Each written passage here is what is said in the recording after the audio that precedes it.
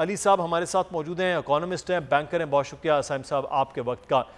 पीजे मीर साहब आपसे आगाज़ करते। सर, एक आम आदमी है, उसके लिए तो चांद भी रोटी की तरह नज़र आता है। उसके लिए कि डॉलर कब बढ़ रहा है, कब कम हो रहा है, ये बात का फ़लसफ़ा होता है कि रात को उसने अपने घर में बच्चों के लिए रोटी का इंतज़ाम करना है। ये पहला मरहला है। तो इस वक्त जो सूरत हाल चल रही है, आप समझते हैं कि ये जो 173-74 पे डॉलर अब जा रहा है, वो उसके बाद कोई महंगाई में कमी का कोई नुस्खा हुकूमत के पास 3 साल में है?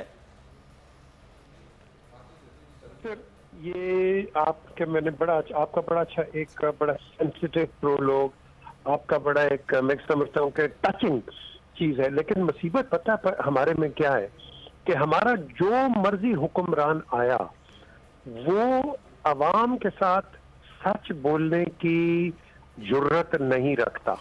वो लॉलीपॉप्स देता है आने से पहले, और जब एक क्राइसिस होता है उसके अंदर इंस्टेड के आप फेस करें जो सच्चाई है, आप और लॉलीपॉप्स दे देते हैं। अब द क्वेश्चन इज, महंगाई पूरी दुनिया में होती है और होती रहेगी। यहाँ 4 आने भी चीनी थी, 4 आने पे भी गवर्नमेंट चली गई थी अयूब खान की। अब क्वेश्चन उठता है कि 4 आने के बाद में जब हुकूमत चलेगी, क्या 4 आने की हुकूमत चीनी होगी जो दोबारा नहीं हुई थी? क्वेश्चन इज, ये होता रहेगा और होता है। अब आपने बताना है हमारी आवाम को, पर्टिकुलरली मैं पाकिस्तान सेंट्रिक बात कर रहा हूँ, कि भाई ये प्रॉब्लम्स हैं और इसकी वजह से आप करें। लेकिन अगर आप उसको कहते जाएं कि नहीं जी सब ये मिसलीड होता है, कोई भी करे, ये मिसलीडिंग है। आप लीड करो और कहो कि ये हमारी प्रॉब्लम्स हैं, ये वर्ल्ड मार्केट है। आपका एडिबल ऑयल आप देखो कितना महंगा हो गया है, आपकी हर चीज आप इंपोर्ट का उसका महंगा है। दुनिया में तेल आप देख लो हर जगह है, 4 बिलियन बैरल्स एक दिन में इस्तेमाल होते हैं पूरी दुनिया में, 64। आपके पास रह कितना गया तेल? 1.5 ट्रिलियन, दैट्स इट। उसके बाद ये 2047 या 2050 तक तो आपका तेल खत्म हो जाएगा। आपने अभी सोचा है ऑल्टरनेट्स का? कोई नहीं। हम क्या करते हैं मुदस्सिर, ये करते हैं कि अपना वोट बचाते हैं। मैंने पुरानी हुकूमतों को देखा, मैंने कहा भाई आप फाइन्स क्यों नहीं लेवी करते, और निजी अगर करेंगे तो हमारा वोट बैंक टूट जाएगा।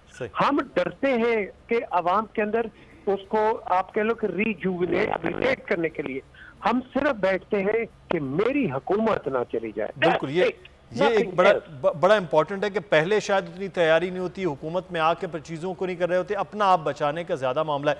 अच्छा साइम अली साहब, ये पूरी दुनिया में महंगाई हो रही है, फ्लक्चुएशन हो रही है, ये तो एक चीज़ मौजूद है। तो ये है कि जब डॉलर की कीमतें बढ़ रही हैं, एक जानिब ये महंगाई, ऑब्वियसली वो सारी चीज़ें हो रही हैं, तो क्या इस वक्त हम ये समझ रहे हैं कि पूरी दुनिया में वो महंगाई का तनासुब है जो हमारे पास भी इसी तरह से है? क्योंकि हम तो पिछले 5-6 महीने में बहुत तेज़ी के साथ आगे गए हैं। क्या पूरी दुनिया में भी ये सिचुएशन मार्केट की?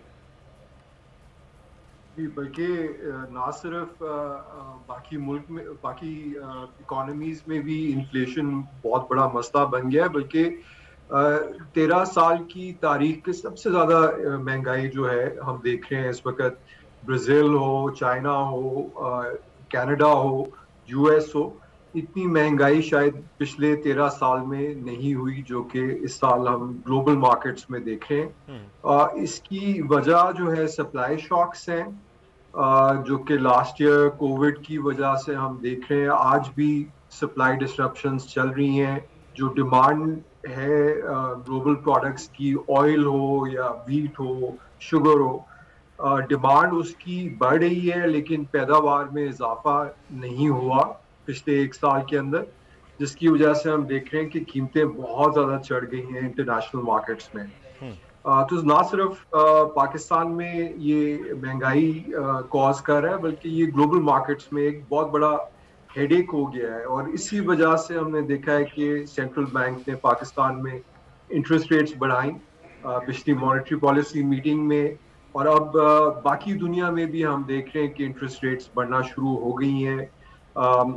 यूएस फेड जो है उसकी एक्सपेक्टेशन है कि दिसंबर में वो भी अनाउंसमेंट करेगा कि टेपरिंग कर रहा है। इस वक्त बहुत मुश्किल हालात ग्लोबली हो चुके हैं।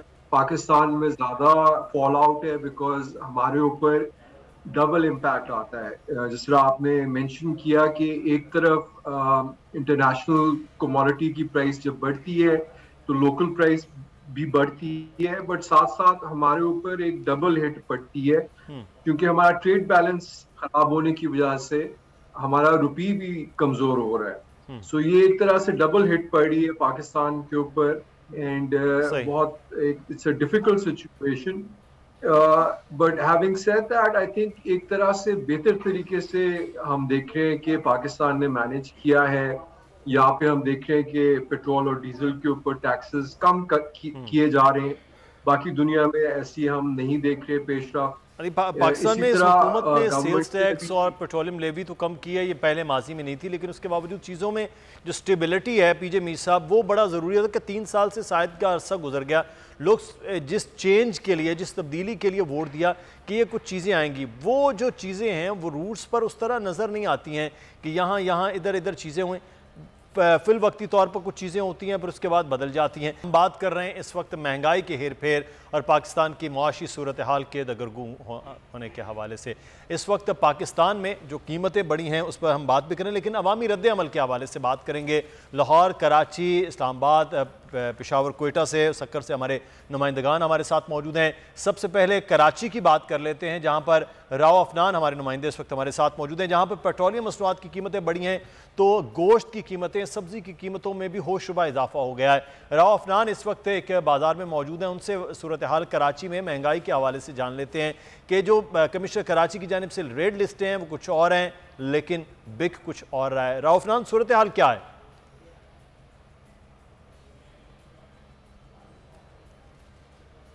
जी बिल्कुल, महंगाई का पानी अब सर से ऊपर चढ़ चुका है और शहरियों की क़ुव्वत ख़रीद से बाहर खरदोनोश अशिया हो चुकी हैं।